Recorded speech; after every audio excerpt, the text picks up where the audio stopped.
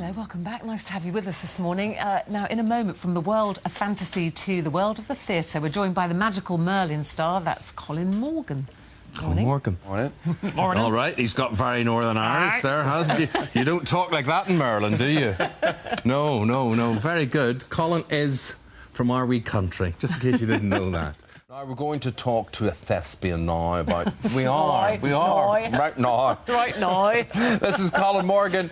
He's Merlin, the young wizard in the BBC TV series. Indeed, you got that National Television Award and we were there that night. That was a really special night. It was good to be able to fly the flag for the show, and really great way to end it all, and hugely thankful, obviously. Do you know, I don't think a lot of people from Northern Ireland know you're from Northern Ireland, because in Merlin, of course, you don't have that accent at all. Yeah, that's the thing. I mean, I was saying to you, I'm back home, and I was out, and somebody asked me back home, "Oh, what's your connection with Northern Ireland?" I was like, "From here." Well, should we have a look at you? All the things that you've done. Not being Northern Irish. Here we are. Seats the weird of it.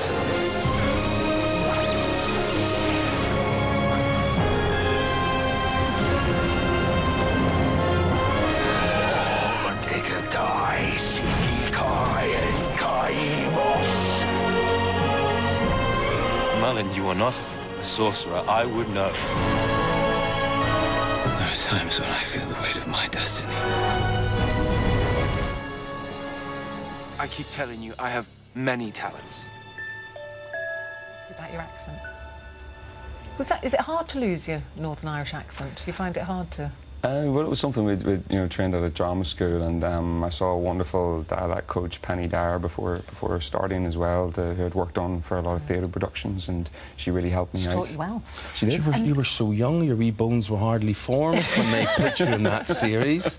I mean, you started shaving yet and things when they cast you. I learnt actually on the show. It was no, it was 5 years. Your life, I spent longer doing that show than I did in secondary school, when you think about it. So. Yes. And am I right in thinking there was a bit of a mix-up in the audition? Because you didn't audition originally, did you, for Merlin? Yeah, there was. I actually had been given the scenes for Arthur when I first auditioned, and that's when I sat down and started. They started talking about the character Merlin. That I went, I think I've got the wrong scenes, and I went out. I had 5 minutes and came back in and read over. Well, that's an indication of the talent you have, and then you transfer it to the stage. And we're talking about Shakespearean plays now. We're talking about The Tempest in particular, and you're performing this not just at any theatre. You're the reformed, the rebuilt Globe. Yes. What is that like? Absolutely phenomenal. The Globe Theatre itself is such an absolute pleasure to perform in. It's open air, it seats 1,500 people. Can I ask a question? I've never been. Do they use what is the old setting, or what looks like the old setting, and do they have sort of like all sorts of electronic wizardry and lights and sound and that sort of thing? So is it new within old, or do they do it faithfully to the way it was done in Shakespearean times? It's generally pretty faithfully, and there's no modern technology used. There's live music, there's a live band. It's all very traditional in that respect. There's no lights. The audience are in the same lighting as you.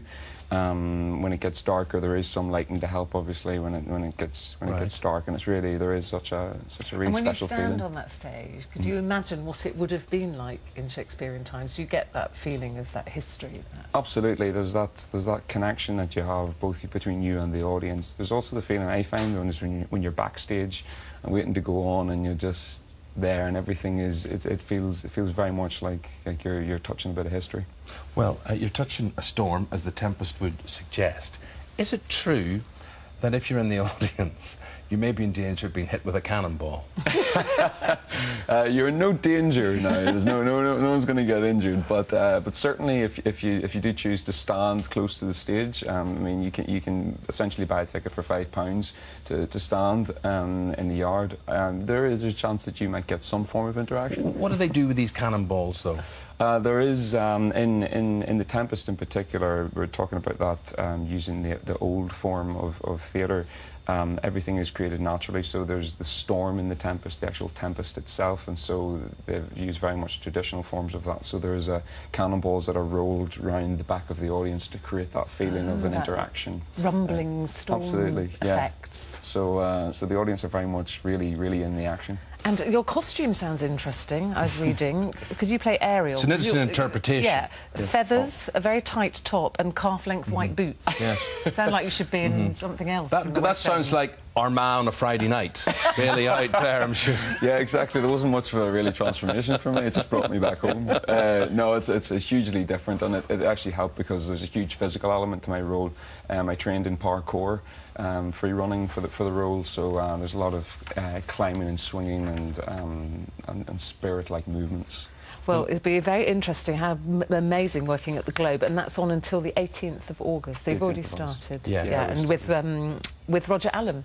And it's fantastic. there is a Northern Irish drama which I'm particularly enjoying. I think it's tonight, or was it last night, The Fall, because we've got it taped. Yes, Last night, The Fall. That was episode 3 last night, which you're not in, but you're going to be in a drama called Quirk. Yes. With Gabriel Byrne, which we're going to see in the BBC as well, which is set in the 1950s. Next time you're in, we'll talk about that. We can't now. We can't now. I've got to go to the news. But it's been lovely to meet you. Lovely to Thank meet you very much. Thanks very much indeed. Good seeing you. And don't go away, because we've got all the soap gossip with Sharon later. See you after this.